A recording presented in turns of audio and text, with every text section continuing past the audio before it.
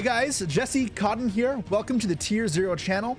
This is my first time here, but it will not be the last. As the newest member of Team TierZero Games, I will be featured on this channel regularly to give you guys exclusive content looking at a variety of different things, including the tech cards that are best for the upcoming and current meta, any budget or rogue options that are a lot of fun and worth picking up, as well as locals, vlogs, and gameplay that'll give you guys insight into the current game. So if you haven't already, make sure to subscribe so you don't miss out on any of the special content.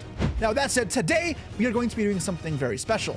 As the reign of Snake Eyes is finally over, let's talk about what to expect with crossover breakers. In this set, we are being introduced to two new themes that are pretty good, and that is Ryzeal and Malice. And now, given that a year of the same meta is finally coming to the end for us, let's talk about some of the best cards to combat these new decks. Okay, so the first two most important cards to understand in the newest format are going to be Artifact, Lancia, and Dimensional Barrier.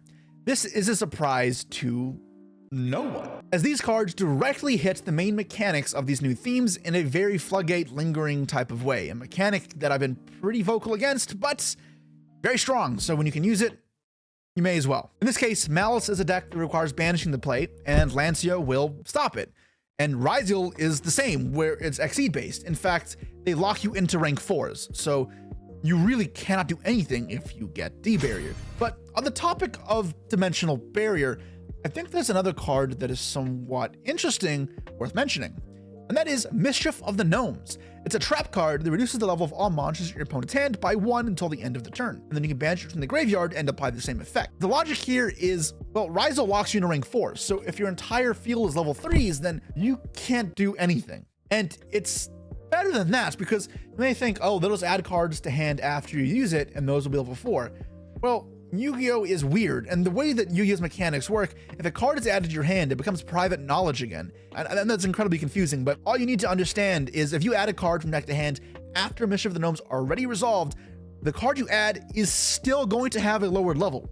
This means that for the rest of the turn, anything summoned from the hand is going to be lower. So versus Sprites, it would accomplish the same thing of hitting level 1s.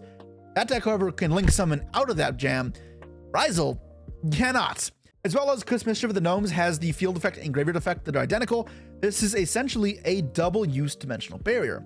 And also because the graveyard effect means it complements decks with mill strategies or foolish burial goods. So while everyone's hype is towards D-Barrier, especially because it's also good versus other decks, I think Mischief of the Gnomes is a sleeper card that does a lot of the same thing, and in some decks could be even better. And continuing on with this train of thought with the Barrier and Mischief of the Gnomes, one way to search those cards is a card we've been seeing for quite a while, and that is Triple Tactics Thrust. With lingering floodgates appearing everywhere like the Metaltronus and Lancia, it's unsurprising that one of the best ways to counter it is to search a way to floodgate your opponent back.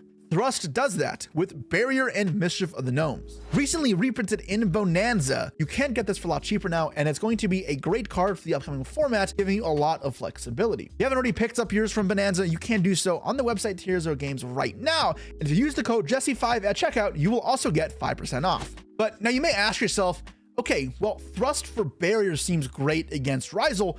How do you do it against Malice? Well, there's an easy answer, and that is Artifact Sanctum. A card that's not really seen play as Artifact Scythe was banned a few years ago, Sanctum is a trap that summons any artifact from your deck. Lancia's effect works from hand or field, so there you go, Sanctum just turns into Lancia. And while yes, that is just slower and more vulnerable to Ash and inefficient than Lancia, this is however searchable by Thrust, meaning if you're already playing 3 Thrust in your deck and you wanted a card to put in versus the Malice deck, a single copy of Sanctum would now mean you essentially have 4 extra copies of Lancia in your side deck for when you're playing against Malice. But floodgating our opponents out is not the only thing we're looking to do here. We also have to figure out how to break fields, and Ryzeal Detonator is pretty hard to deal with. If you aren't familiar, it is Trident. That's not one per turn. Whenever a card effect is activated by your opponent, you can attach one to target card on the field and destroy it, as well as it is destruction and protection from any XYZ, meaning that unlike the ZDX monsters, Regekis, Dark Holes are going to be ineffective. Expect to see those cards fade out the format pretty significantly, as I think they lose a lot of effectiveness in the upcoming months. Okay, how do we deal with Detonator then? So there are a few options. To note, if the Raizeol combo goes off fully, they're also going to have paired alongside it the Raizeol Cross, the field spell that can negate a monster effect once per turn, as well as a set copy of Ryzeal Plugin, which is a monster reborn. Alternatively, instead of having the plugin set, they can be more aggressive and push for an extra rank 4, or if they just draw more extenders, they get the extra rank 4, which can be something like Abyss Dweller, so Fire King opponents may kind of have a problem with that, or Dugaris, just you draw 2 cards and discard 1. Or even some fields have gone with Baguska as a way of mitigating board breakers because, well, Baguska would be a second threat that now the opposition has to deal with. All right, so now that we know the type of field we're expecting to play against, how are we going to beat it? And one common way of breaking the field may be Book of Eclipse, a powerful new card in the upcoming format, as it can effectively force your opponent's hand as well as deal with the other threats that sit alongside the Ryzeal Detonator. As well as it's very flexible for when you go first, being a strong disruption option versus several decks, including Malice, where by setting the monster face down, they can no longer reactivate it by banishing it if you put it in the grave, and of course if you banish it, it just comes back as well, so it's a good form of removal. But Eclipse isn't a perfect answer, as the astute Ryzeal player will hold the Ryzeal plugin in most cases, like I was talking about. This is important because if you use any board breaker, and the many will be good in this format, such as Change of Heart or the aforementioned Book of Eclipse, you can chain the detonator to destroy itself, and then the plugin can revive the detonator, attach 1 from deck, detonator can attach 1 itself, and you've reestablished 2 layers of popping, which is still pretty hard to deal with, especially given that you gave up a powerful board breaker non-engine card. But even this strategy is not a foolproof plan, as another card exists that can deal with this more effectively. That is Ultimate Slayer, another board breaker spell card which your opponent can activate monster effects in response to. It sends a monster from your extra deck to the grave, target a monster your opponent controls with the same type, being Fusion, Synchro, Exceed, whatever, and then shuffle into the deck. So this is a way of forcing out the Detonator in a way they can't respond with. Of course, you can then do what Ryzeal does, sending a Meteorological Aggregator and then negate another card. So if they have a Baguska up, negate it, or if they just have like the Duo Drive still, you would negate the Ryzeal Cross, so they can't negate you back. And they'll essentially trade with the whole field pretty well. The Ultimate Slayer brings up a cool aspect, where if you activate a card that cannot be responded to, and you're able to deal with the detonator in a way that doesn't put it in the grave or banish for plugin to revive it, well, then you have a way of dealing with it pretty effectively with very little counterplay.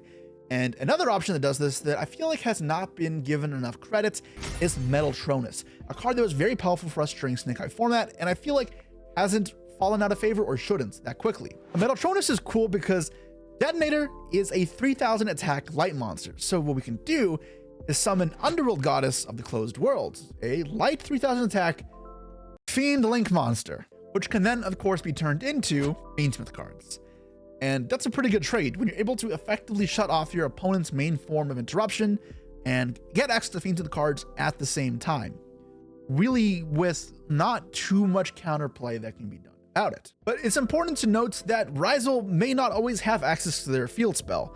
As powerful as that field spell and plugin are, one of the best ways of dealing with Ryzeal is one of the 1-2 punch approaches, where you have one hand trap for a specific choke point, then you have the other card, the board breaker, to deal with the half measure field that would then follow. And we see this quite a bit in the OCG.